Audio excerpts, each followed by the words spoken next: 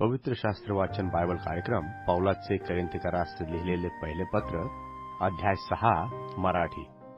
पौलाचे करिंथीकरास लिहिलेले पहिले पत्र अध्याय 6.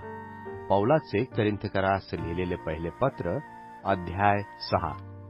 ख्रिस्ती लोकांची कोर्टात गेलेली भांडणे. ख्रिस्ती लोकांची कोर्टात गेलेली भांडणे. तुम्हातील कोणा एकाचा दुसऱ्याबरोबर वाद असला तर तो आपला खटला पवित्र जनांपुढे न आणता अधार्मिकांपुढे नेण्याचे कसे धाडस करतो? पवित्र जन ह्या जगाचा न्यायनिवाडा करतील हे तुम्हास ठाऊक नाही काय? तुम्हापुढे जगाचा न्यायनिवाडा व्हावयाचा आहे, तर तुम्ही अगदी हलक्या खटल्यांच्या न्यायसभा होण्यास अयोग्य आहात काय? आपण परमेश्वराच्या दूतांचा न्यायनिवाडा करू हे तुम्हास ठाऊक नाही काय?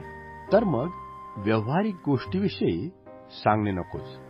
तुम्हास व्यवहारिक खटल्याच्या न्यायनिवाडा करावयाचा आहे, तर जे मंडळीत गंतीचे नाहीत त्यास कसे नेमता? तुम्हास लाज वाटावी म्हणून मी हे सांगतो. ज्याच्याने भावाभावांची पंचायत करवेल असा एकही शहाणा मनुष्य तुम्हामध्ये नाही असे आहे काय? भाऊ भावावर फिर्याद करतो आणि तीही विश्वास न करणाऱ्यांपुढे करतो. तुम्ही एकमेकावर खटले करता, ह्यात सर्व प्रकारे तुमची हानीच आहे. त्यापेक्षा तुम्ही अन्याय का सोसून घेत नाही? त्यापेक्षा नाडणूक का सोसून घेत नाही?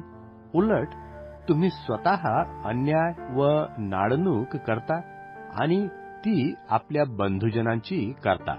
अनीतिमान मनुष्याला परमेश्वराच्या राज्याचे वतन मिळणार नाही हे तुम्हास ठाऊक नाही काय? फसू नका. जारकर्मी, मूर्तीपूजक, व्यभिचारी, चैनबाज, पुमैथुनकारी, चोर, लोभी, मद्यपी, चहाड व वित्तहरण करणारे यास परमेश्वराच्या राज्याचे वतन मिळणार नाही.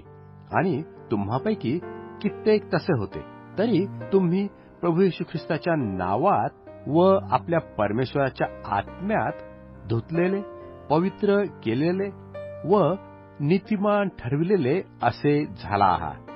अशुद्धता ही ख्रिस्ती मनुष्याच्या जीवनक्रमाशी विसंगत आहे. अशुद्धता ही ख्रिस्ती मनुष्याच्या जीवनक्रमाशी विसंगत आहे. सर्व गोष्टींची मला मोकळीक आहे, तरी सर्व गोष्टी हितकारक असतात असे नाही.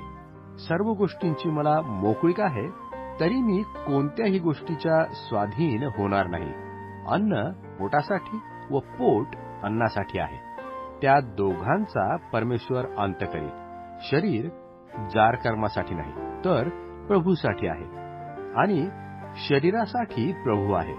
परमेश्वराने प्रभूला उठविले आणि तो आपल्या सामर्थ्याने आपल्याला उठवी. तुमची शरीरे ख्रिस्ताचे अवयव आहेत हे तुम्हास ठाऊक नाही काय? मी ख्रिस्ताचे अवयव नेऊन ते कसबिनीचे अवयव करावे काय? असे न हो. जो कसबिनीला जडतो तो व ती एक शरीर आहे हे तुम्हास ठाऊक नाही काय? कारण ती दोघे एक देह होतील असे तो म्हणतो. जो प्रभूला जडला तो व प्रभू एक आत्मा आहे. जारकर्मापासून दूर राहा.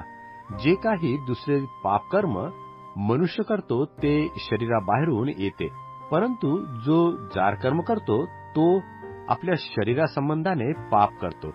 तुमचे शरीर तुम्हामध्ये वसणारा जो पवित्र आत्मा परमेश्वरापासून तुम्हास मिळाला आहे त्याचे मंदिर आहे हे तुम्हास ठाऊक नाही काय? आणि तुम्ही आपले नाहीत, कारण तुम्ही मोलाने विकत घेतलेले आहात. यास्तव तुम्ही आपल्या शरीराने परमेश्वराचे गौरव करा.